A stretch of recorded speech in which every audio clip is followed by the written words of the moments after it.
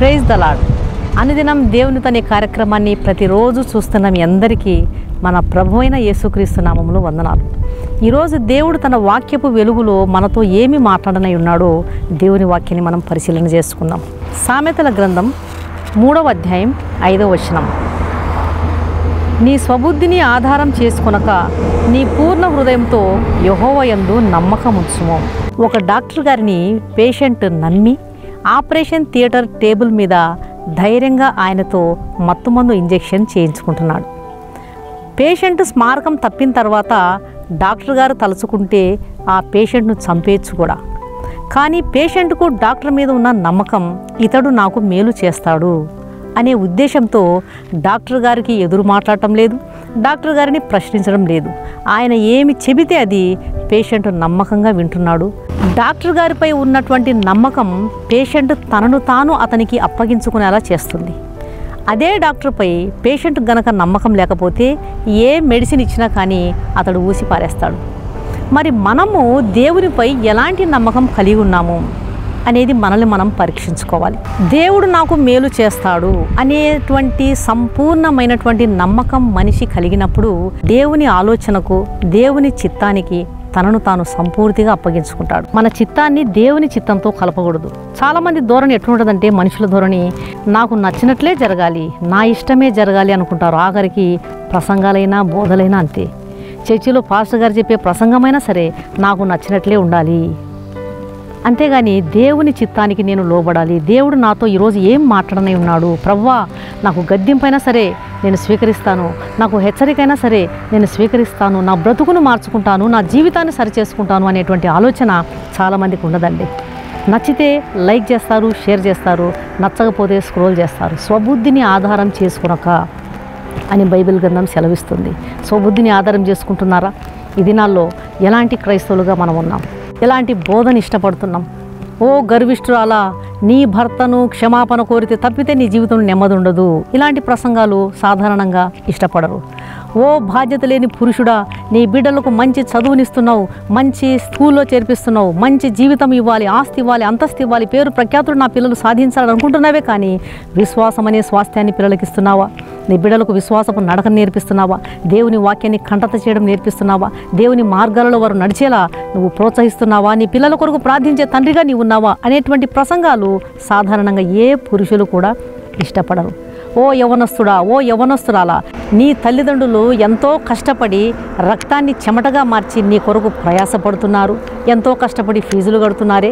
మరి అలాంటి తల్లిదండ్రులను ఎక్స్ట్రా క్లాసులు అని చెప్పి రకరకాల ప్రాంతాలకు స్నేహితులతో కలిసి చెడు తిరుగులు తిరగడం నువ్వు తప్పు చేస్తున్నావే అంటే ఇలాంటి బోధనలు ఇష్టపడరు. ఏ యవ్వనస్తుడైనా సరే తల్లిదండ్రులను మోసం చేయొద్దు. తల్లిదండ్రుల కొరకు నువ్వు ఎంతో నమ్మకమైన బిడ్డగా నువ్వు ఎదిగి వారికి సమాజంలో మంచి పేరు తెచ్చేవాడిగా, పేరు తెచ్చేదానిగా ఉండాలి. ఫేస్బుక్లని, ట్విట్టర్ అని, లేకపోతే ఇన్స్టాగ్రామ్స్ అని రకరకాల చాటింగ్లతో ఎందుకు నీ జీవితాన్ని పాడు చేసుకుంటావు? ఎందుకు నువ్వు ఆత్మీయంగా ఎదగలేకపోతున్నావు? దేవునికి ఇష్టమైన వ్యక్తిగా ఉండు, పరిశుద్ధమైన జీవితం జీవించు. ఇలాంటి బోధలు, ఇలాంటి మాటలు ప్రజలు తీసుకోవడం, యవ్వనస్తులు తీసుకోవడం చాలా కష్టంగా ఉంటుంది. ఇలాంటి వాటిని సాధారణంగా ఇష్టపడరు. ఎలాంటి బోధలు ఇష్టపడతారు? స్వబుద్ధిని ఆధారం చేసుకొని నా ఇష్టానుసారంగా నేను జీవించాలి.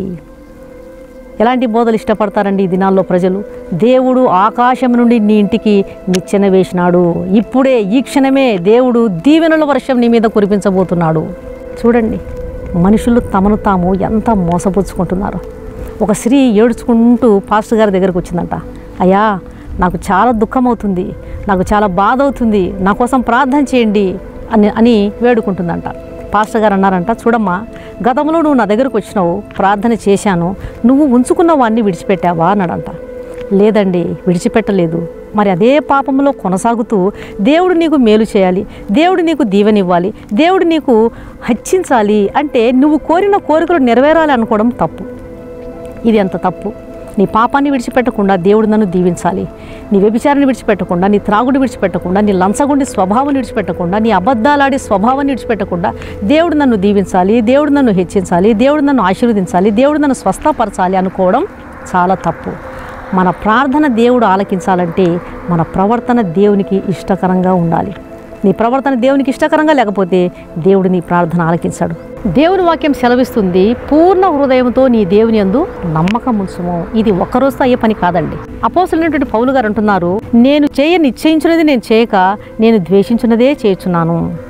నేను చేయగోరు మేలు చేయక నేను చేయగోరని కీడు చేస్తున్నాను. నా యందు నివసించు పాపమే కానీ నేను కాదు. నా శరీరము పాప నియమానికి, నా ఆత్మ దైవిక నియమానికి ఒకదానికొకటి విరోధంగా పోరాడుచున్నది.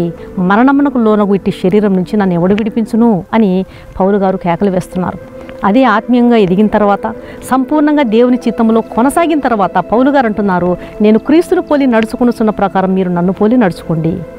ఎలా వచ్చింది ఈ విధమైనటువంటి జయకరమైన జీవితం పౌలు గారికి? ఎలా వచ్చిందంటే క్రమశిక్షణతో కూడిన నడక. దేవుని సన్నిధిలో ప్రతిరోజు ప్రార్థించడం ద్వారా దేవుని మనసు మనకు అబ్బుతుంది. అబ్రహాము జీవితంలో కూడా ఒక కరువు వచ్చింది. ఆ కరువు సమయంలో దేవుని మీద ఆధారపడకుండా తన స్వబుద్ధిని ఆధారం చేసుకుని నడిచినాడు. అబ్రహాముకు దేవుడు సహాయం చేయడానికి ఒక మార్గం ఉంది. కానీ అబ్రహాము దేవుని మీద ఆనుకోకుండా తన సొంత బుద్ధి మీద ఆధారపడి నడుచుకొని కరువు సమయంలో కలవరాన్ని తెచ్చుకున్నాడు అబ్రహాం. మన జీవితంలో అలా ఉండకూడదని దేవుడు కోరుతున్నాడు దేవుని బిడ్డలారా. కాబట్టి మన స్వబుద్ధిని ఆధారం చేసుకోకుండా సంపూర్ణమైన హృదయంతో దేవుని యందు నమ్మకం ఉంచి జయాన్ని పొందుటకు ప్రభు మనకు కృప చూపించునుగాక. కళ్ళు మూసుకోండి, ప్రార్థన చేస్తాం. పరిశుద్ధుడైన తండ్రి, నీకు స్తోత్రములు ప్రభువా. మా స్వబుద్ధిని ఆధారం చేసుకోనకుండా మా పూర్ణ హృదయంతో నీ యందు నమ్మకం ఉంచుటకు సహాయం చేయండి. మీ అధికారమునకు ఒప్పుకున్నటకు కృప చూపించండి. అవునాయన, అబ్రహాము తన సొంత చిత్తమును పూర్తిగా నీకు లోపరచడానికి ఎన్నో సంవత్సరాలు పట్టింది.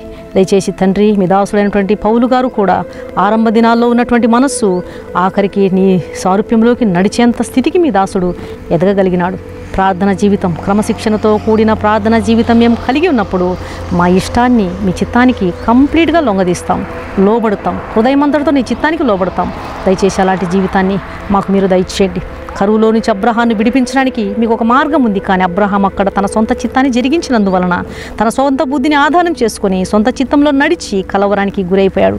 మా జీవితాల్లో మేము సొంత బుద్ధిని ఆధారం చేసుకోనకుండా సంపూర్ణ విధేయతతో సంపూర్ణ హృదయంతో నీ యందు నమ్మకం ఉంచే కృపను మాకందరికీ దయచేయమని యేసు నామమున అడిగి వేడుకుంటున్నాను తండ్రి. ఈ వాక్యం విన్న ప్రియ దేవుని బిడ్డలారా, దయచేసి దేవుని వాక్యాన్ని షేర్ చేయండి. అనేకులకు దేవుని వాక్యాన్ని అందించండి. దేవుని వాక్యం దేవుని వెలుగై ఉన్నది.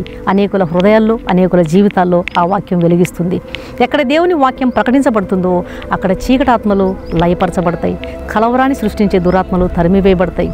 ప్రజలు దురాత్మల అంధకార శక్తుల నుంచి, వాటి బంధకాల నుంచి విడిపించబడతాడు. ప్రజలకు మనం ఏదైనా మేలు చేస్తున్నాము అంటే అది దేవుని వాక్యాన్ని వారికి అందించడమే. ఈ వాక్యాన్ని వింటున్న మీలో ఇంకా ఎవరైనా సరే యేసుక్రీస్తును మీ సొంత రక్షకునిగా, యజమానునిగా అంగీకరించని వారు ఉన్నట్లయితే దయచేసి యేసుక్రీస్తు ప్రభువుకు మీ హృదయాన్ని ఇవ్వండి. ఆయన మీ హృదయంలో ఉంటే నీకు నెమ్మది, శాంతి, సమాధానం ఉంటుంది. పాపము మనిషిని నిలకడగా ఉండనీయదు. పాపము మనిషిని సంతోషంగా, సమాధానంగా ఉండనీయదు. అది అనేక అనారోగ్యాలకు, భయాలకు, కలవరాలకు తీసుకుని వెళ్తుంది. కాబట్టి పాప మరణ బంధకాల నుంచి విడిపించుటకు సమర్థుడు క్రీస్తు ప్రభువారు. ఆయన నీ పాపముల కొరకు నీకు మారుగా కలువరి శిలువలో బలి అయిపోయినాడు. ఆయన రక్తంలో కడుగుబడితేనే నీకు రక్షణ, పాప క్షమాపణ, నిత్య జీవము, పరలోక రాజ్యంలో స్థానం. కాబట్టి దేవుని యందు నమ్మకం ఉంచండి. ఆయన ఇచ్చినటువంటి ఉచితమైన రక్షణను, ఆహ్వానాన్ని స్వీకరించండి. తృణీకరించవద్దండి. దయచేసి క్రీస్తు ప్రభువుకు మీ హృదయాలు అర్పించండి. ప్రభు మీ ఆత్మను రక్షించునుగాక. God bless you.